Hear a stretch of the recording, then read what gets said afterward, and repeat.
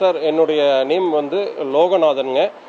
Tamil Nadu sticker தொழில்துறை சங்கத்தினுடைய மாநில பொதுச் செயலாளருங்க.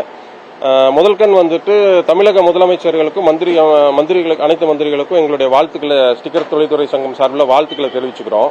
இப்போ நேற்று வந்து அந்த VLDT கருவி பொறுத்துறதை வந்து நிறுத்தி வச்சிருக்காங்க. அது குறிப்பிட்ட நிறுவனங்கள்கிட்ட மட்டும்தான் மாட்டணும்னு சொல்லி அந்த வாடகை வாகனங்களுக்கெல்லாம் மாட்டணும்னு சொல்லியிருந்தாங்க. அது வந்து ஒரு சில குளறுபடிகள் இருக்கிறதுனால அது நிறுத்தி வச்சிருக்காங்க.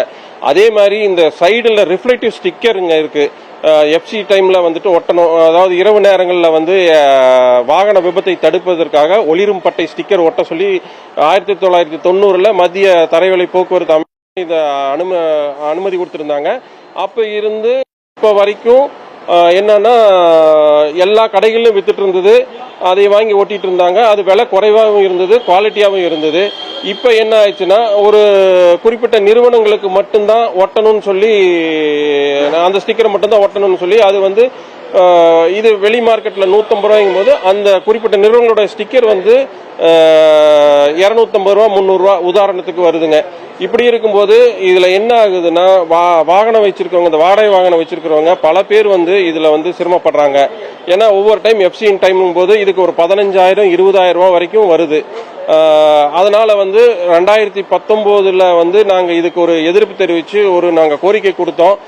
2021 ஆட்சி மாற்றம் ஏற்பட்டுச்சு. ஆட்சி மாற்றம் ஏற்படும் போது என்ன ஆச்சுன்னா வந்து இதுல மிகப்பெரிய ஊழல் நடந்திருக்குன்னா, அன்றைய போக்குவரத்து துறை அமைச்சராக இருந்த திரு விஜயபாஸ்கர் அவர்கள் அலுவலகம், வீடு மற்றும் அவருடைய பினாமி அலுவலகம் எல்லாமே ரெய்டு நடத்தினாங்க. ஆனா அது அப்படியே தான் நின்றுச்சு. அதுக்கு மேல எந்த நடவடிக்கையும் எடுக்கல. தொடர்ந்து வந்து இந்த ஒளிரும் பட்டை ஸ்டிக்கர் வந்து இந்த இதுல வந்து குவாலிட்டி இல்லாம ஊழல் நடந்துட்டே தான் இருக்கு. இதை இப்ப புதிய அரசு வந்து இப்ப பதவியேற்றிருக்கும் புதிய அரசு வந்து எளிய முறையில் சந்தைப்படுத்தணும். இது வந்து 2015-16 முன்னாடி அம்மையார் ஜெயலலிதா ஆட்சி காலத்திலும் சரி, கலைஞர் ஆட்சி காலத்திலும் சரி எப்படி இருந்ததோ அதே போல இதை கொண்டு வந்து வாடகை வாகன உரிமையாளர்களுக்கு எளிமைப்படுத்த வேண்டும் என்று தமிழக அரசை வலியுறுத்துகிறோம். என் பேர் ரமேஷ்குமார், தமிழ்நாடு ஸ்டிக்கர் தொழில்துறை சங்கத்தின் தலைவராக இருக்குங்க சார். இப்போ நாங்கள் பல வருஷமாக இந்த வேலையை செஞ்சுட்டு இருந்தோம்.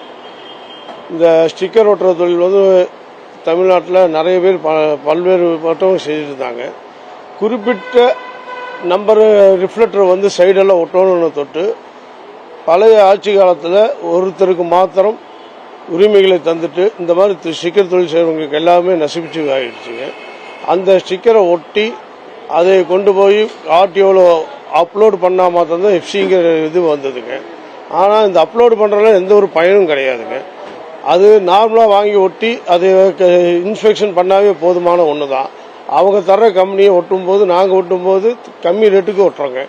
இது அவங்ககிட்ட வாங்கும்போது நாங்கள் ரோலுக்கு 2,000 ரூபாய் வச்சு தந்து ஒட்டும்போது அதோட விலையும் ஜாஸ்தியாகுது. அதனால் தொழில் நிறைய பாதிக்கப்படுகிறது. இப்போ வந்து ஒரு 1000-2000 பேர் இந்த வேலையை செஞ்சதை வந்து தமிழ்நாடு முழுக்க சேர்ந்து ஒரு 100 பேர் சேர்ந்து அவங்க கையில் வச்சுருக்காங்க. இதனால் தொழில் வளம், அந்த ஸ்டிக்கர் ஓட்டுறவங்களுக்கு தொழில் வளம் பாதிச்சிருதுங்க. அதே மாதிரி நம்பர் பிளேட்டும் அப்படிதாங்க சார்.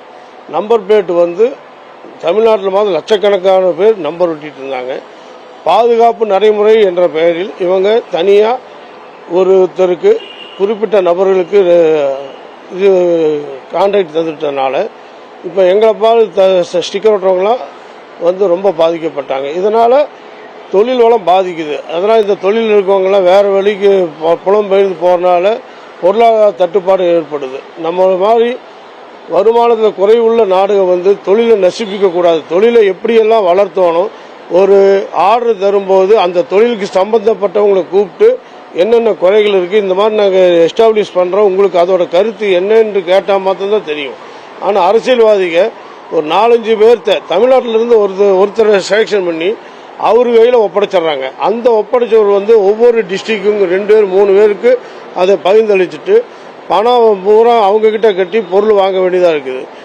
இப்படி பண்ணும்போது தொழிலில் ரொம்ப ரொம்ப நஷ்டம் ஏற்படுதுங்க. அதே மாதிரி தொழில் பாதிக்கப்படுது. காலங்களில் ஏற்பட்ட நிறைய தவறுகளை சரி செய்து எங்களுக்கெல்லாம் நல்வாழ்வு அளிக்கும்படி தாழ்வுடன் கேட்டுக்கிறேன்.